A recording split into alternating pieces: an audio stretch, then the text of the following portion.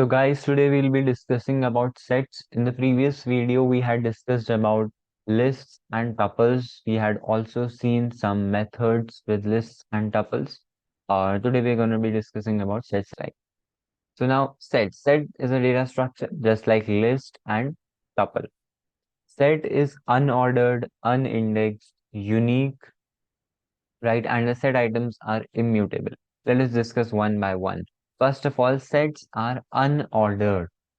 That is, the items will not have an index number, right? They are unordered. There is no particular order in the set, right? It will not maintain the order. Like if I had a list, say x, 1, 2, 3, then I could access any particular element. Like if I want to access 1, I can write x0 because it is at the index 0. Similarly, if I want to access 2, you can write 1. So there is an order in the list.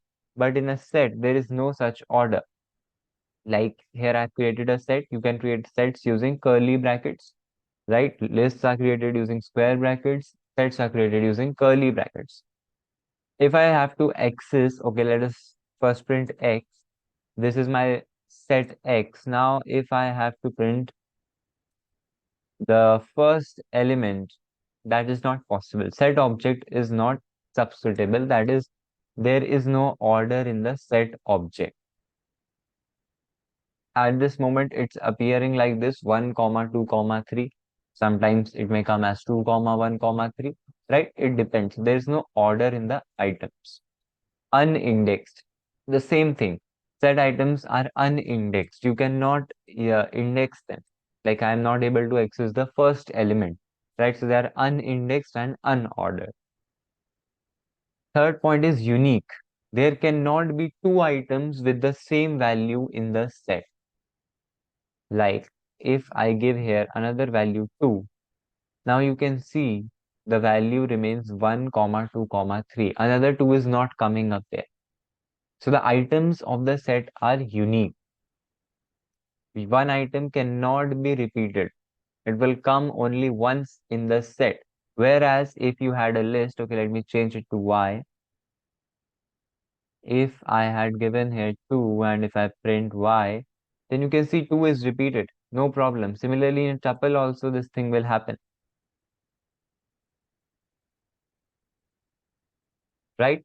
So set, but in set, the items must be unique. That is the main feature, that the items are unique. And the fourth thing is set items must be immutable. We cannot change the set items, right? Set items will be immutable. Like we have here used integers. Integers are immutable types, right? Mutables are list, set, and dictionary. Set is a mutable type, but the items of the set will be immutable, right? If I use here a mutable type like a list, okay, let me remove this too. Now you see it's giving a type error unhashable type list. That is a mutable type list. Similarly, if you give a set inside a set, like if I give here the value 9, again unhashable type set. List, set, and dictionary are mutable, so you cannot use them as the items inside the set, right? Sets are mutable. You can modify the set without changing the identity. That is only mutability when we can change the variable, the object without changing the identity. That is mutability. So sets are mutable. Now let us move to some methods with sets. So I've created a set equal to 1, comma, string, comma, 2. Now we are having dot add, dot update, and dot remove, right? Some more methods also. Dot add is the same as dot append in list, right? You can add a single item to your list. Sorry, to your set. If you want to add a single item, you can use dot add. Like I'm adding 45 and now I will try to print the set. Okay, let me take it here. This is the set. And now if I do set dot add 45 and now I try to print the set, you can see 45 is added, and you can see the order is not maintained. Had this been a list, 45 would have come after string, right? So the order is not being maintained. Now we are also having update. Update will take an iterable. This is the same as dot extend in list, right? You can give an iterable here. Okay, let me take it. Set dot update. And now I try to print set. See, earlier it was having 1 to 45 and string. Now when I update it with the string, that is, it's an iterable str, I'm getting 1 comma 2 comma r comma s comma string, this one, and then t. Hmm? But where did 45 go?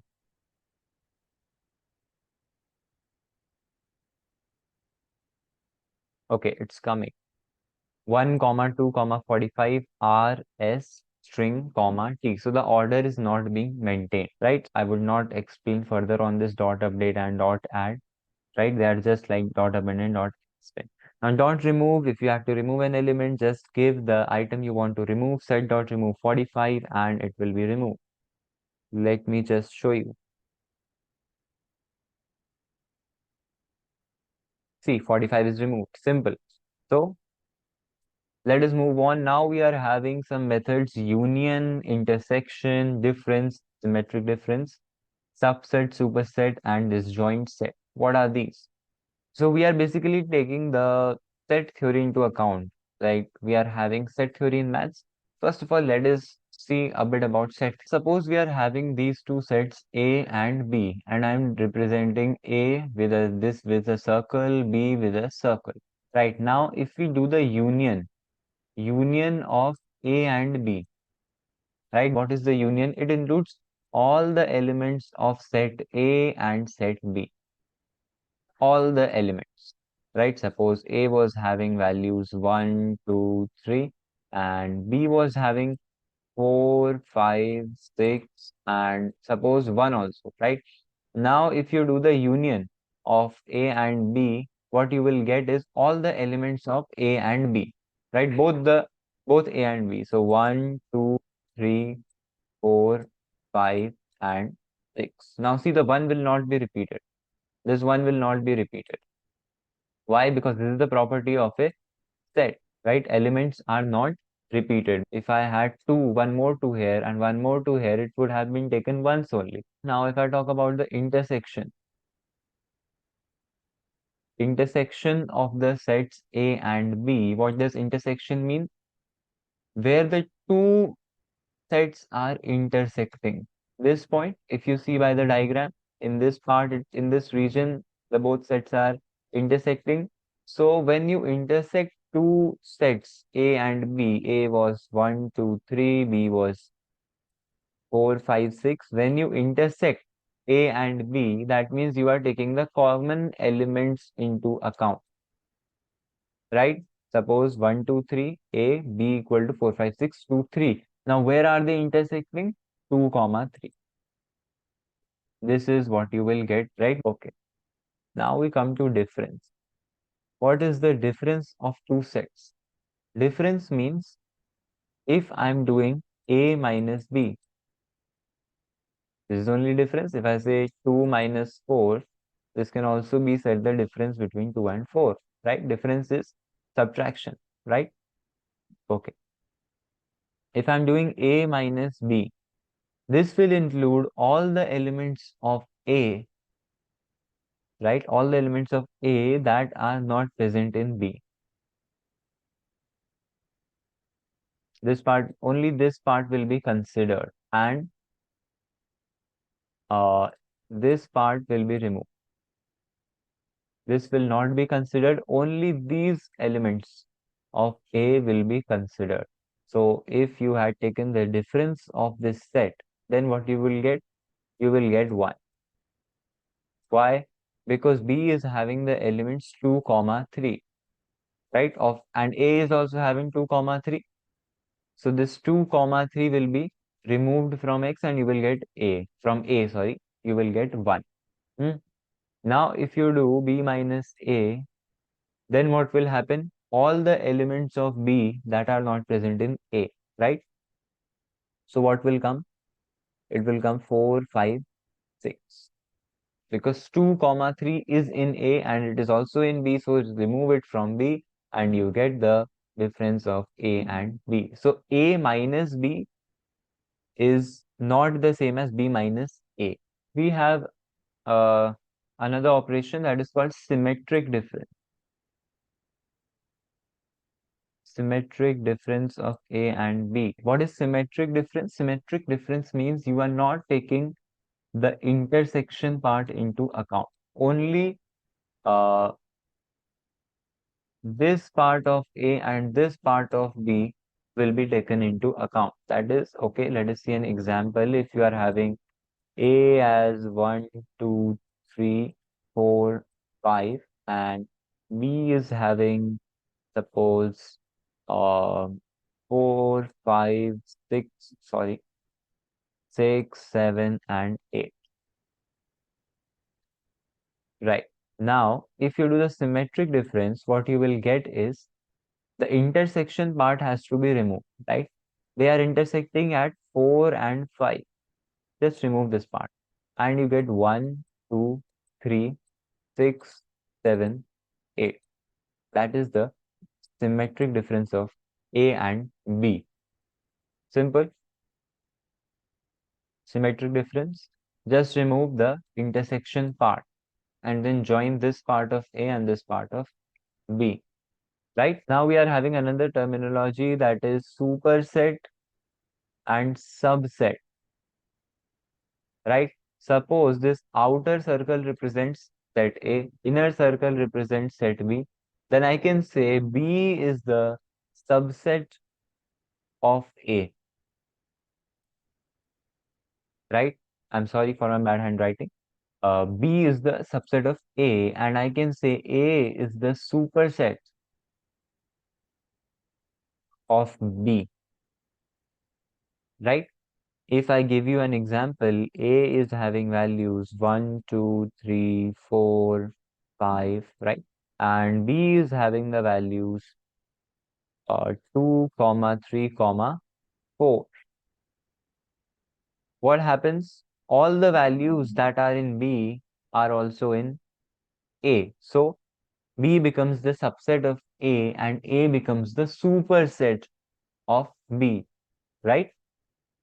A is having more values than B and it is also having the values that are in B. Simple with this Venn diagram. So you have to just remember the diagrams like union for all the operations. The diagrams will make it clear to you, right? Now we are also having one more thing that is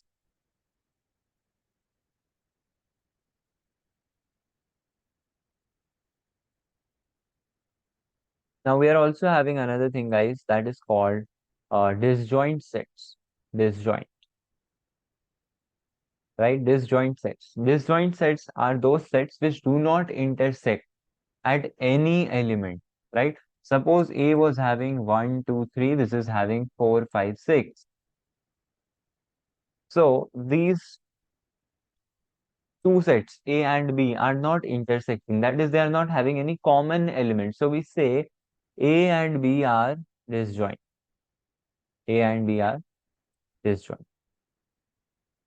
If had they been intersecting, we would have said they are not disjoint. Right? Disjoint means they are not joined, they are not intersecting, they are not having common elements. If B would have had value 1, then it would have become an intersecting set because A and B are intersecting at 1. Then they would have not been disjoint sets. Clear? Okay, now let us do it in Python. Okay, now starting with union. For doing union, you are having dot union method. Suppose I'm having A with 1, 2, 3, B with values 1, 2, 4, 5, and now I have to find the union of A and B. You can simply write A dot union B, A dot union, and in the parameter as the argument you are giving B, right? You can also write this as B dot union A, same thing. But when you use the union method, The changes will neither apply to A nor to B, right? They will remain the same thing. You will get a new set, right?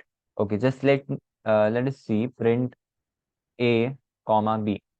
Okay, so union method has been used and we get the union 1, 2, 3, 4, 5. And you see A remains the same thing, B remains the same thing, right? They are not being changed. A new object is coming, new set. Okay, but if you want to apply the changes, then what do? You are having a dot update method. You write A dot update B. Now, when update method is used, you can see A has been changed to 1, 2, 3, 4, 5. Suppose you wanted to change B, then you would have written B dot update A. Now, for intersection, we are having the method A dot intersection B. Now, this will also not apply the changes to A or to B, right? It will give you a new set. If you want to make the changes to A, then you can write intersection update, right? Getting it? You can write the code, okay? Then I've written print A.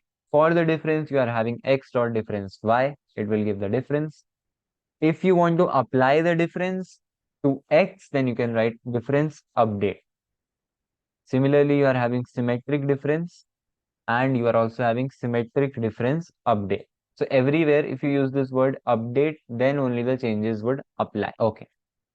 Now moving to subset and superset, I create P 1, 2, 3, 4, 5 and Q 1, 2, 3. Now just by looking at the sets, you can see Q is the subset of P and P is the superset of Q, right? So for checking that, you are having is subset method. You check P dot is subset Q, it will check whether P is a subset of Q. Okay, so it's saying false. Of course, Q is not having all the elements of P, but if you check P is subset of P, yes, P is a subset of P. P is having all the elements of P. So it's true. Q is subset of P, yes. It will check whether Q is a subset of P.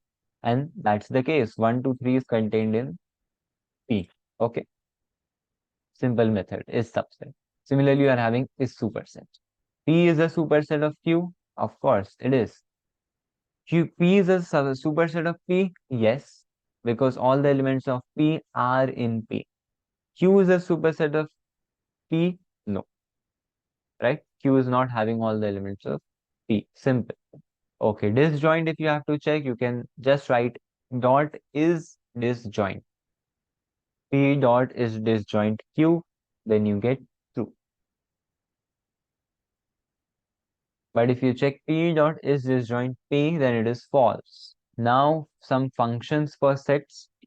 We are having len to check the length, right? It will give you the number of elements in the set. We are having minimum, min, and max to check which are the minimum and maximum values in the set. If you check, it is 1 is the minimum value and 78 is the maximum value. We are also having sum which will add all the values inside the set, that is 224. Well, I have also done an experiment here. If you use min with string, then you're getting A. If you do it here, you're getting small a. And if you do it here, you're getting small b. Now you will tell why is this happening? How is this happening, right? Creating an empty set. Now see, if you want to create an empty set, you may be thinking we'll just write curly brackets, and it will give you an empty set. But no, it will give you a dictionary because we also create a dictionary using the same curly brackets. And if you give empty curly brackets, it will create a empty dictionary. So how we will create an empty set? So we will simply write x equal to set function, right? We have seen this in typecasting. This creates an empty set. Okay, you can check the type. It's already coming set. Okay.